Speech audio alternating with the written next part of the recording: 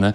Um avião comercial e um helicóptero militar colidiram no ar em Washington, capital dos Estados Unidos. Isso aconteceu na noite de quarta e o nosso editor de internacional, o Fabrício Naitz, que chega com as informações agora. Fabrício, pelas informações que foram passadas aí pelo presidente americano Donald Trump, não há sobreviventes, né? Infelizmente. Não, Evandro, não há sobreviventes. Boa tarde para você, boa tarde a todos que acompanham o 3 em 1 aqui na Jovem Pan. São 67 pessoas envolvidas nesse acidente, 3 estavam no helicóptero da Força Aérea Americana e outras 64 no avião da American Airlines, um Bombardier CRJ-700, que tinha deixado o aeroporto de Wichita, no estado de Kansas, e estava prestes a pousar no aeroporto Ronald Reagan, na região central de Washington, a capital dos Estados Unidos. Desses 64, 60 eram passageiros e 4 eram tripulantes. O acidente aconteceu por volta das 8h45 da noite no horário local, cerca de 10h45 da noite aqui no horário de Brasília. Instantes antes do acidente, a torre de controle do aeroporto Ronald Reagan passou uma orientação para o helicóptero, esse helicóptero H-60 Sikorsky, que tinha deixado a base aérea de Fort Belvoir, no estado da Virgínia, perguntando então se o piloto do helicóptero tinha contato visual com o avião que estava em rota normal, padrão de aproximação para pouso lá em Washington.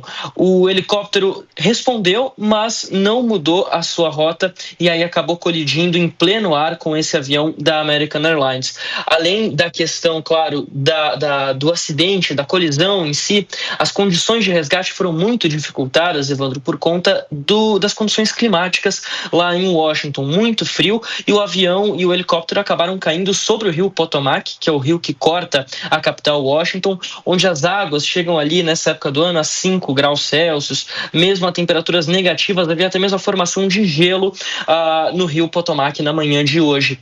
Durante uma coletiva de imprensa que contou com a participação da prefeita de Washington, do secretário nacional de transporte dos Estados Unidos, eles confirmaram a baixa expectativa por sobreviventes, falaram que haviam deixado ainda pela manhã a ideia de uma operação de busca dos sobreviventes para uma operação de resgate de corpos e disseram que a fuselagem do avião da American Airlines foi encontrada de ponta cabeça, completamente invertida e dividida em 3 partes. Isso já praticamente então confirmando que não há sobreviventes. Agora há pouco, o presidente Donald Trump também fez uma coletiva de imprensa na Casa Branca, ele que já havia se manifestado pelas redes sociais e disse o seguinte, que ainda não é possível afirmar o que levou à queda desse avião, mas que ele, a sua equipe, tem uma ideia muito forte, uma noção muito forte do que poderia ter causado essa queda. Trump também foi questionado, ele falou, inclusive, culpou o governo Joe Biden por conta do que ele diz ser uma queda nos padrões de contratações de controladores aéreos no país, que é a responsabilidade da FAA, que seria o equivalente mais ou menos aqui à nossa ANAC, Agência Nacional de Aviação Civil. Trump então foi questionado se isso teria relação com a questão de política de diversidade nas contratações, um ponto que ele tem batido bastante nessa tecla desde que voltou ao cargo, desde que ele voltou à Casa Branca na semana passada. Ele respondeu que possivelmente sim, que possivelmente a falha de comunicação, de controle de tráfego aéreo estaria ligado a uma baixa nos padrões de contratações, motivado por essa questão das políticas de diversidade nas agências federais dos Estados Unidos. O que a gente sabe nesse momento, Evandro, é o seguinte: o Pentágono já afirmou que vai participar das investigações sobre esse acidente.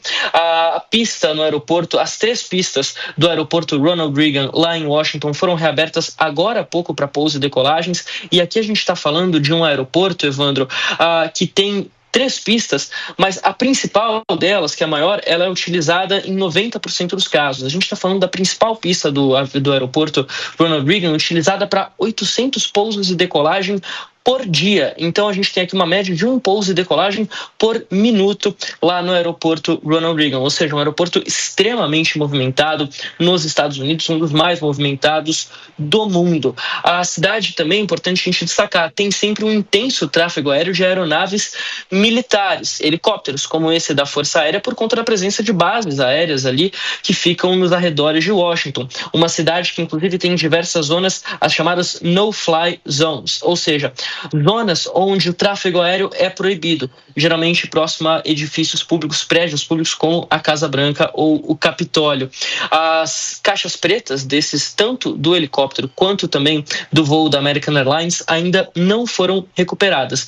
Mas o escritório, o Departamento de Segurança de Tráfego Aéreo lá dos Estados Unidos, confirmou que vai convocar a Bombardier, a fabricante do avião, a FAA, a Agência Aérea de Aviação Civil dos Estados Unidos, a American Airlines e outros grupos para participar de uma reunião ainda nessa quinta-feira para definir exatamente as diretrizes de investigação desse acidente. Dentro de 30 dias a gente deve ter um relatório preliminar do acidente, explicando um pouquinho sobre a investigação, mas o relatório completo esse leva mais tempo, cerca de 1 ano a 1 ano e meio até ser publicado. Geralmente essa é a média envolvendo acidentes aéreos. Os Estados Unidos, que não tinham um acidente desse tipo desde pelo menos 2009, um acidente envolvendo um voo comercial de grande porte como esse, e é um acidente que já entra para a história da aviação americana ali no top 10 dos mais mortais até o momento. O CEO, inclusive, da American Airlines